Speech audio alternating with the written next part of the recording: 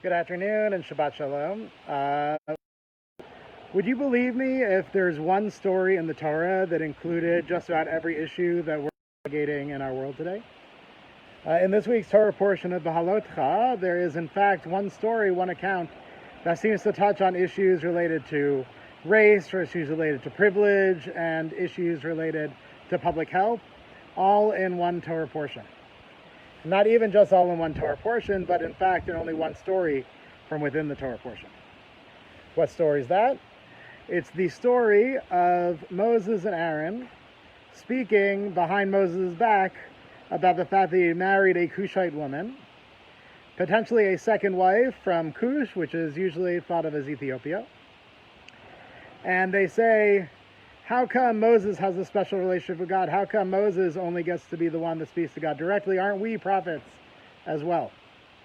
And God hears what they're saying, because God hears everything that we say, and tells them that it's not fair for them to compare themselves to Moses. It's not fair for them to expect the same, and then punishes Miriam with leprosy. Miriam is then removed from the camp, and Moses prays for Miriam's healing. It is in fact the first formal prayer with explicit words in the Torah, and it says, El na refa na la. El, God, na please, refa, heal, na please, la, her. So God please, heal please, her. And so I want to touch on each of those three core areas, maybe with a touch of gender in there as well, as they relate to this week's Torah portion. So, first of all, we have this idea of the Cushite woman. And the question is asked, is it an issue with her because of the color of her skin? Is it because she's from Ethiopia? Is it because she is from Africa that's the problem? And in fact, that is one of the ideas that's suggested along the way, though I struggle with that being the interpretation, because, we often think of our ancestors looking like us, when in fact, our ancestors also probably had dark skin. Our ancestors probably looked not dissimilar from someone who might have come from Cush.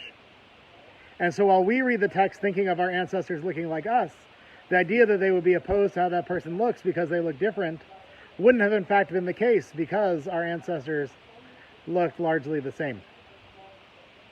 And yet we can't help but notice that in our commentators and their recalling of the story, we're bringing our own sense of our own race, of our own experience to the table, thinking about it in that particular way. And it calls upon us to think about the ways in which race comes into play and the ways in which we experience the Torah and its rules and regulations.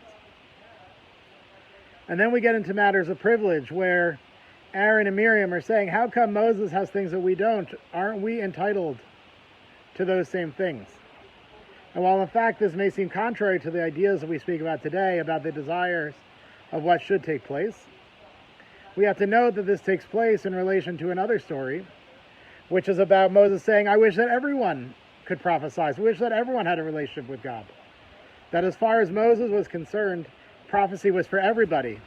But for Aaron and Miriam, they thought it was special to them and to their family, and only they should have access to that privileged relationship with God.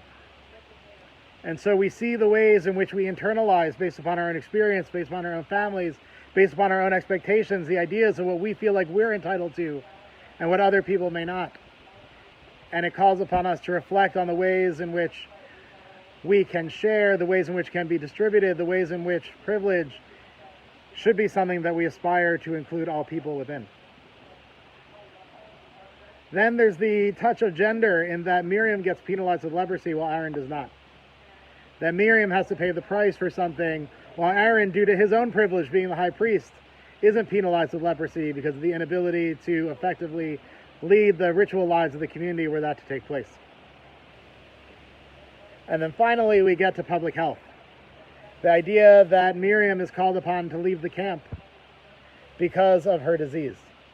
That there's an isolation that she has to go through as a result. And yet perhaps we're supposed to also remember that the Israelites didn't leave for the whole period of time that she was separated. That while she needed to isolate herself, her community was still there. Her community still cared for her, even though she was physically distant. And it's a reminder to us, A, that we physically distance ourselves not only to protect ourselves, but to protect others. Just as Miriam physically distanced herself to assure that no one else got the same sickness that she had, so too do we separate ourselves, not only to keep ourselves safe, but to keep everyone else safe as well.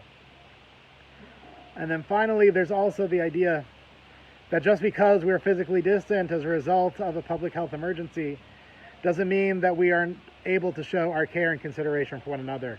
We're able to be present for one another in spiritual ways. We're able to be present for each other in other forms of communication that just don't involve physical proximity.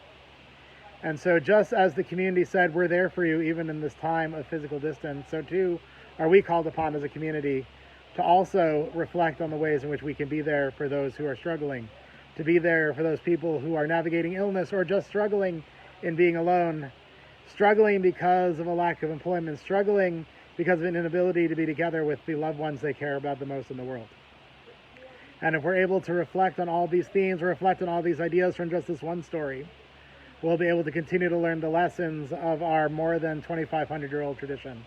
We'll be able to have the Torah's values instilled in us and be able to have a meaningful Shabbat, one in which we can work to improving our all too broken world and making it the place in which we wish to live. Shabbat Shalom.